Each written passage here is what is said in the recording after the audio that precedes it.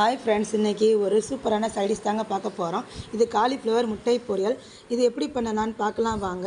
அதுக்கு கடாயை காய வச்சுக்கலாம். அதில் எண்ணெய் ஊற்றிட்டு கடுகு கருவேப்பிலை போட்டு தாளிஞ்சதுக்கு அப்புறமா ஒரு 3 வெங்காயத்தை சின்ன சின்ன நறுக்கிட்டு அது 2 பச்சை மிளகாய் சின்னதாக நறுக்கிட்டு அதை இதில் சேர்த்துக்கலாம். இது நல்லா பொன்னிறம் வதங்கினதுக்கப்புறமா காலிஃப்ளவரை சுடுதண்ணில் போட்டு ஒரு 3/4 பதத்துக்கு வேக விட்டு எடுத்துக்கோங்க.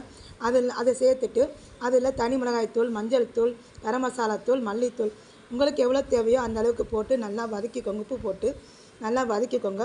ஒரு 10 நிமிஷம் இந்த எண்ணெயிலே நல்லா வதங்கட்டும். ஆல்ரெடி காலிஃப்ளவர் வெந்தனால எந்த தண்ணி ஊற்ற வேணாம், இதில் இருக்கதே போதும். நல்லா வதங்கட்டும். ஒரு முட்டையை தனியாக கடாயில் மிளகு பொடி உப்பு போட்டு நல்லா பொரித்து எடுத்துக்கோங்க.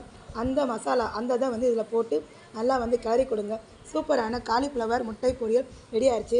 இது சாதத்தோடு சேர்த்து சாப்பிட நல்லாயிருக்கும். அது போக சப்பாத்தியில் நடுவில் வச்சு ரோல் பண்ணி கொடுத்தா ரொம்ப சூப்பராக இருக்கும். தேங்க்யூ.